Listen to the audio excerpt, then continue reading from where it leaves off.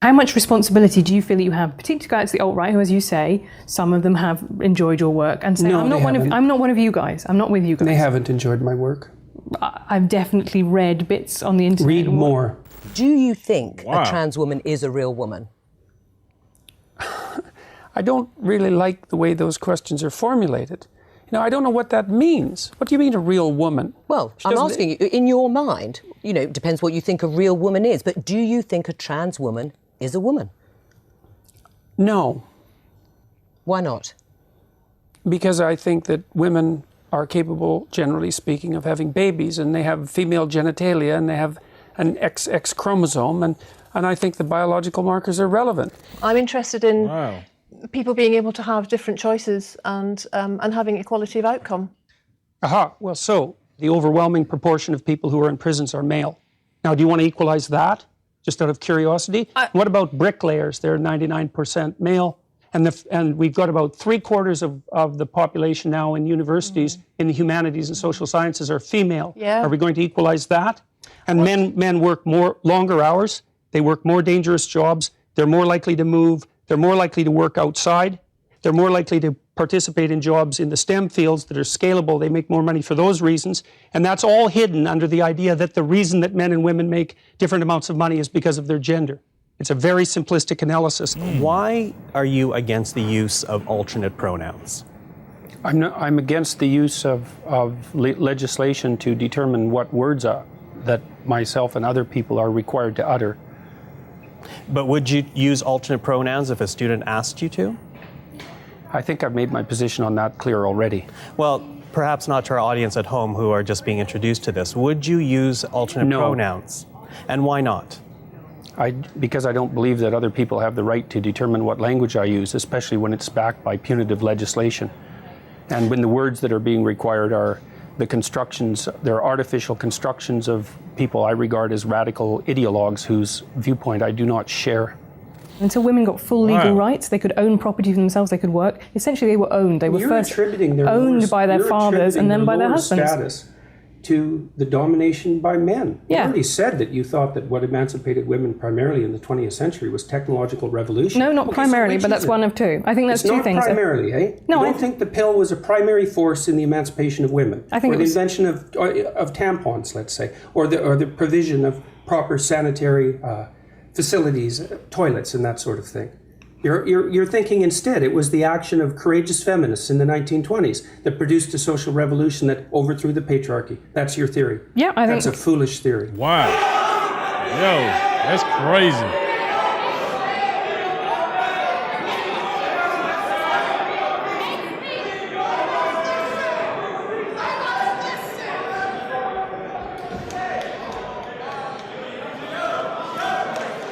What the world? That's pure narcissism at work, by the way. Wow.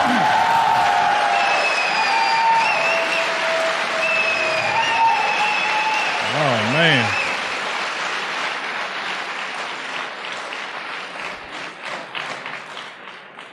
To hijack an event like this that other people put time and effort into, and to use their civility of the crowd and the civility of the organizers as an excuse to blatantly yell out your ill-informed opinions is no way to conduct a civil dialogue. It's absolutely appalling. The people who do that should be embarrassed. There you go. My idea of the patriarchy is a system of male dominance of society. Yeah, but that's not my sense of the patriarchy. So what's yours? Well, in what sense is our society male-dominated? The fact that the vast majority of wealth is owned by men, the vast majority of capital is owned by men. Women do more unpaid labour. A very tiny proportion of men, and a huge proportion of people who are seriously disaffected are men. Most people in prison are men. Most people who are on the street are men. Most victims of violent crime are men. Most people who commit suicide are men. Most people who die in wars are men. People who do worse in school are men. It's like, where's the dominance here precisely? What you're doing is you're taking a tiny substrata of hyper-successful men and using... I wonder, is that a true statement, though? Like, more men do worse in school than women, more men. I wonder, is that, like, really, really true, though? Because, like I said, that to me probably could go both ways. I don't know if that can be like, for instance, if he said more women do worse in school than more men. I'm like, could it be equal? Or is it like more men? Y'all let me know in the down below in the comment section. I don't know about that, but let's go. Now to represent the entire structure of Western society. There's nothing about that that's vaguely appropriate. But I could say equally well that most rape victims are women. Terrible things happen to people of both sexes. And you could say that with perfect utility, but that doesn't provide any evidence for the existence of a male-dominated patriarchy. I would say that anybody with more than a cursory knowledge of 20th century history who dares to claim simultaneously that they have compassion for the downtrodden and that they're Marxists are revealing either an ignorance of history that's so astounding that it's actually a form of miracle, or a kind of malevolence that's so reprehensible that it's almost unspeakable. Because we already ran the equity experiment over the course of the 20th century, and we already know what the Marxist doctrines have done for oppressed people all around the world, and the answer to that mostly was imprison them, enslave them, work them to death, or execute them. And as far as I can tell, that's not precisely commensurate with any message of compassion. Sorry, tried that, didn't work. We got 100 million corpses to prove it, and that's plenty for me. And if it's not enough for you, well then you should do some serious thinking either about your historical knowledge or about your moral character. Question for Professor Peterson. Why do you feel that someone's personal gender identity and pronouns infringes your free speech?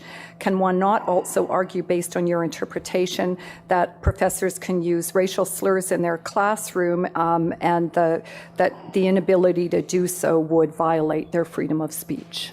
There's a difference between saying that there's something you can't say and saying that there are things that you have to say. And I regard these made-up pronouns, all of them, as the neologisms of radical PC authoritarians.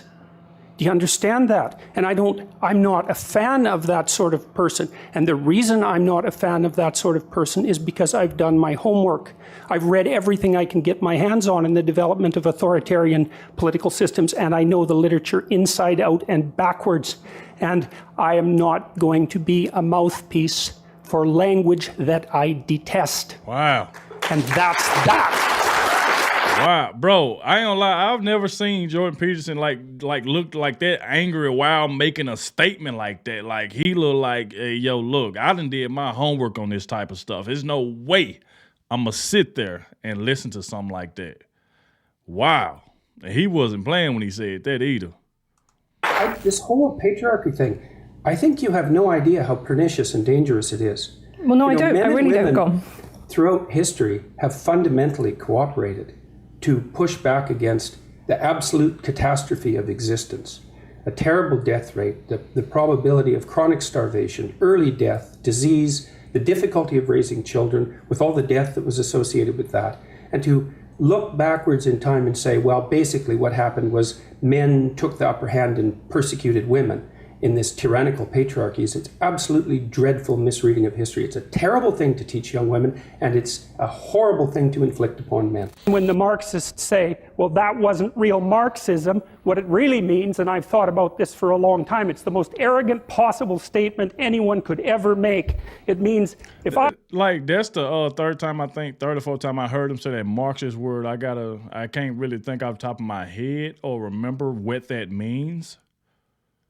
So y'all please help me out with that in the comment section. I remember that word, but I cannot get it to just come up in my head right now what that means, that Marxist. I would have been in Stalin's position. I would have ushered in the damn utopia instead of the genocidal massacres, because I understand the doctrine of Marxism and everything about me is good. It's like, well, think again, sunshine. You don't understand it. You don't understand it. And you're not that good. And if the power was in your hands, assuming you had the competence, which you don't, you wouldn't have done any better. And even if you had, there would have been someone else waiting right behind you to shoot you the first time you actually tried to do anything good. And that's what happened to all the old guard who ran the damn revolution. Stalin rounded them all up and shot them, along with their families and millions of other people. So even if you do happen to be that avatar of moral purity that you claim implicitly, the probability that you'd get to act out your goodness in relationship to those possessed by your ideology is zero. Is being sensitive to offence such a problem, though? Like, we would have previously called that manners. It's a terrible problem. So imagine you, okay, so the rule is you can't offend anyone, all right? Let's say you're speaking to one person, I can't offend you. All right, fair enough. What if I'm speaking to 10 people? Do I get to offend 1 in 10? How about 1 in 100? How about 1 in 1,000?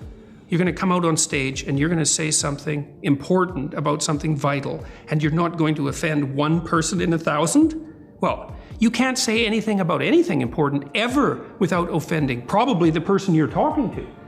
Important. Wow. That was a strong statement right there. That's a strong statement. Hold on, let me take that back. 1,000. You're going to come out on stage and you're going to say something important about something vital, and you're not going to offend 1 person in 1,000? Well, you can't say anything about anything important ever without offending probably the person you're talking to. Important speech about important issues, especially contentious issues, is I'm not gonna lie, like even with him saying that, like when you he's saying somebody making a speech. Let's go, but like let me transition it to, like, for instance, doing a video like this. And this was a requested video, but I'm sure, like I said, I think I've reacted to Jordan Peterson like 1 time on this channel. Now I think I've done shorts on him, but like as a video, I only did like 1 video. So this is only like my 2nd video. And like I try to explain to a lot of people, I'll be like, yo, look, you can't please everybody. Like, I know for a fact it'll be hard for me to please everybody, whether I'm doing music reactions, whether I'm doing stand-up comedy. It's gonna be somebody who don't want to see that and would like to see a video like this. Or it might be people in the comments say, hey, I don't like Jordan Peterson. You shouldn't react to him, you know? And that's why I be saying, like, you can't please everybody.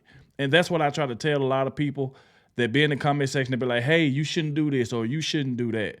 Look, the thing is, like, look, I can't please every single person that watches my videos. Like I said, whether it don't matter what video I'm doing, it's gonna be somebody that's not gonna want to see it.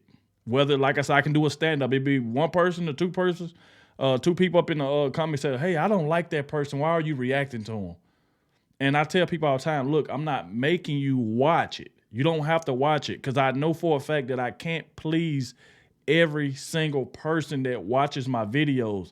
It's just like you. If you can't please everybody. It's gonna be somebody that ain't gonna like what you're doing.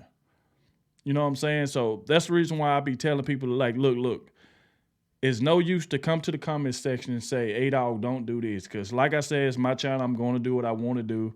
And because I come to the point for where I know that I can't please everybody, regardless if I listen to this person. Because it ain't the way it works. Because you might say you don't like, for instance, it'll be somebody say, I don't like Jordan Peterson. But then I have 30 or 40 more people, maybe 100 people say, hey, I love Jordan Peterson. You know what I'm saying? So it's like, it is what it is, man. Like I said, it can be very difficult at sometimes, you know, but let's get back to it, y'all. Instantly offensive. Wow. I didn't even know that was the last part of the video. I would have just went ahead and let it play. Yeah, but like I said, it's very hard, you know. Me personally, like I said before, there was a request video to do this video by Jordan Peterson, Most Savage Comebacks. Now, and I can guarantee you it's gonna be some people saying, hey man, don't do this, don't react to this, man. I don't like that. Or look, it's a lot of things in the world that we don't probably like, you know what I'm saying?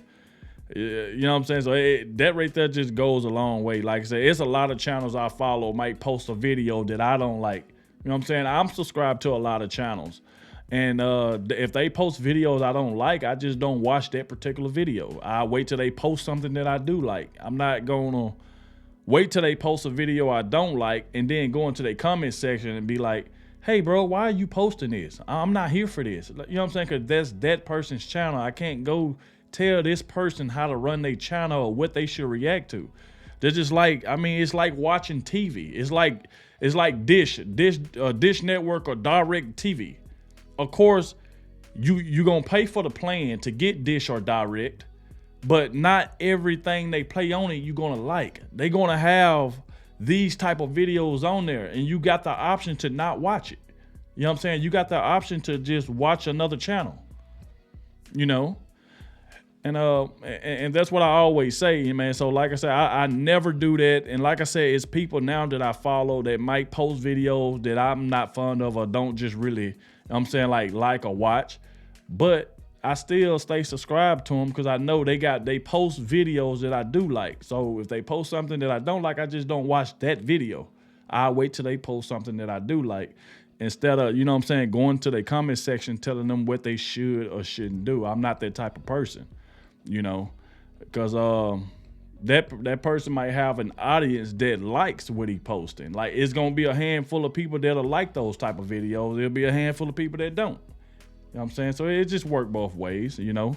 But look, guys, we have made it to the end of the video. I want to thank you all for watching. I really appreciate it, and I'll catch y'all in the next one.